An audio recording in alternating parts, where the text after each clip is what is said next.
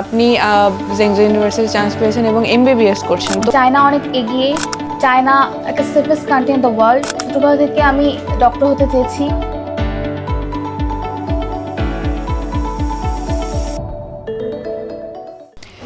আসসালামু আলাইকুম and hello everyone, this is Suraiya Ahmed রাত্রি ফ্রম এয়ার এডুকেশন। আজকে আমরা আবারও একটি ভিসা সাকসেস নিয়ে এসেছি এবং আজকে আমরা কথা বলবো নওশিন আপুর সাথে। বাকি কথা আমরা নওশিন আপুর থেকে শুনে নিচ্ছি। সো আপু, আপনি যদি আপনার সম্পর্কে আমাদের ভিউয়ার্সদের কিছু বলতেন। আসসালামু আলাইকুম, আমি নৌশিন জান্নাত জেবা, জেএনইউ ইউনিভার্সিটিতে চান্স পেয়েছি। গ্রেট আপু, আপনি জেংজু ইউনিভার্সিটি চান্স পেয়েছেন এবং এমবিবিএস করছেন। তো এই পুরো স্টোরিটা একটু যদি বলতেন যে কেন আপনি জেংজু চুজ করেছেন, কেন এমবিবিএস এ পড়ছেন এবং কেন বাংলাদেশে নয়? আমি মনে করি বাংলাদেশ থেকে চায়না অনেক এগিয়ে, চায়না একটা safest country in the world. আর এমবিবিএস আমার স্বপ্ন, ছোটোবেলা থেকে আমি ডক্টর হতে চেয়েছি। সেই স্বপ্ন পূরণের জন্য আমি জেএনইউ ইউনিভার্সিটিতে চান্স পেয়েছি, আমি খুবই খুশি।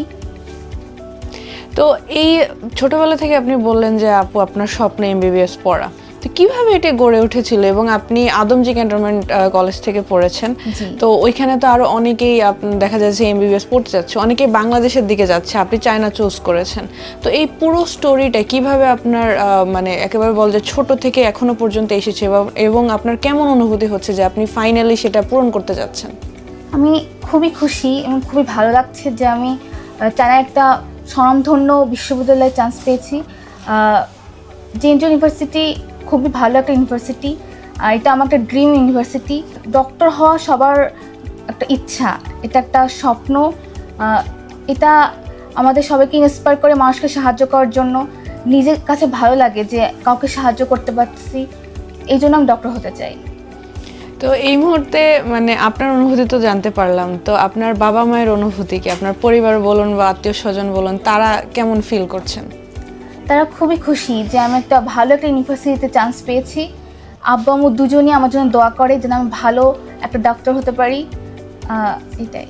এবং আমরাও দোয়া করি আপু। এবং জানতে চাচ্ছিলাম যে আপনি তো কিছুদিন পরেই হচ্ছে ফ্লাই করবেন অ্যান্ড স্টাফ, তো আপনার ভবিষ্যৎ প্ল্যান কি? আপনি এখানে পড়াশোনা করার পর কি করতে চাচ্ছেন?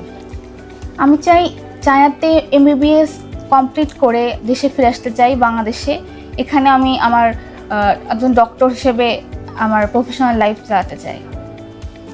দর্শক, এখানে আমি কথা ইনক্লুড করতে চাচ্ছি, যারা জেংজু ইউনিভার্সিটিতে পড়াশোনা করছে, বাংলাদেশে একটা লাইসেন্সের এক্সাম দিতে হয় before your start your practice here. এবং এই যে লাইসেন্স এক্সামে জেংজু ইউনিভার্সিটির স্টুডেন্টরা ওয়ান অফ দি টপ লেভেলে আছে রেজাল্টের দিক থেকে, এবং আলহামদুলিল্লাহ বেশিরভাগ student is from air education. তো আপু, আপনি তো ফিউচারে বাংলাদেশে আসতে চাচ্ছেন এবং সেই ফিউচারের জন্য আপনাকে অনেক অনেক শুভকামনা। আপনার ভিসা এবং আপনার সব কনফার্মেশন লেটার আমার হাতে আছে, আমি আপনাকে এটা দিতে চাচ্ছি। যদি আমাদের দর্শকদের আপনার ভিসাটা একটু শো করতেন তাহলে বেশ ভালো হতো। So thank you so much আপু, and congratulations to you and আপনার ফিউচারের জন্য all the best. Thanks a lot. So viewers, এরকমই যদি আপনি চায়নাতে এমবিবিএস পড়াশোনা করতে চান কিংবা ইঞ্জিনিয়ারিং অথবা যে কোনো সাবজেক্টে, ভুলবেন না আমাদের সাথে যোগাযোগ করতে। আমাদের ফেসবুক পেজে আর আমাদের সরাসরি অফিস ভিজিট করতে পারেন, ঢাকা, চট্টগ্রাম, রাজশাহী 3 অফিসেই। ধন্যবাদ।